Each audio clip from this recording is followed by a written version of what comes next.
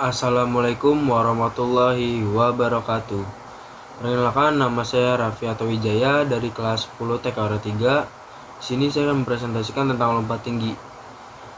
Pengertian lompat tinggi, suatu bentuk gerakan melompat ke atas dengan cara mengangkat kaki ke depan dalam upaya membawa titik berat badan setinggi dan secepat mungkin jatuh, adalah pengertian dari lompat tinggi. Menurut Kamus Besar Bahasa Indonesia atau KBBI, pengertian olahraga ini salah satu jenis aktivitas olahraga yang dilakukan meloncat setinggi mungkin untuk menggapai ketinggian tertentu.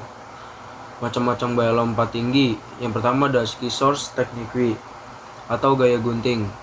Yang kedua ada eastern cut off. Hampir sama dengan gaya gunting, teknik mendaratan pada lompat tinggi eastern cut off juga bisa dilakukan dengan menggunakan kaki.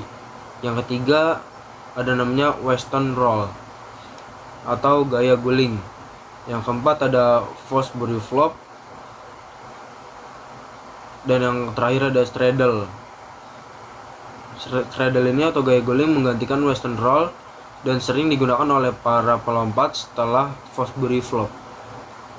Di sini ada peraturannya. Yang pertama, saat akan melompat atau melakukan take off hanya diperbolehkan menggunakan salah satu kaki. Yang kedua, ketinggian lompatan ditentukan oleh ketua juri. Pelompat bisa menerima atau menolaknya. Peserta lompat tinggi yang dinyatakan gugur apabila telah gagal melompat sebanyak 3 kali. Jika atlet gagal melompat sesuai ketinggian yang sudah diatur oleh juri berturut-turut, maka dia akan diskualifikasi. Saat pertandingan final, pemenang akan ditentukan berdasarkan atlet yang berhasil melakukan pelompatan yang paling tinggi. Jika hasil ketinggian yang diraih sama atau seri, maka pemenang akan ditentukan berdasarkan jumlah pelanggaran atau kesalahan yang lebih sedikit.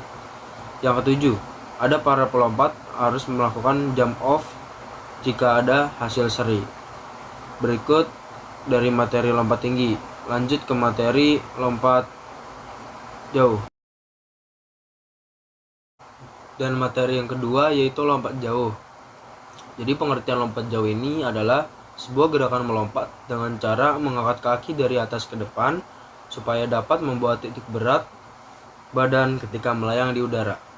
Ini dilakukan dengan berjalan sangat cepat dan melakukan tolakan pada tumpuan menggunakan salah satu kaki dari atlet yang paling kuat guna mencapai jarak terjauh yang bisa dicapai. Di sini ada teknik dan tahapan melakukan lompat jauh. Yang pertama ada awalan. Yang kedua ada tolakan atau loncatan. Yang ketiga ada melayang. 4 pendaratan. Dan yang terakhir pendaratan.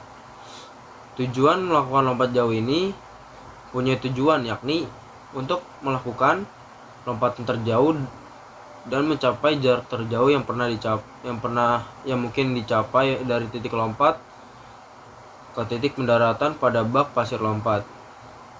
Sebagai cabang olahraga atletik, lompat jauh ini menjadi salah satu cabur atau cabang olahraga yang cukup menarik karena atletnya harus mempersiapkan tubuh serta strategi yang matang untuk mencapai lompatan yang paling terjauh.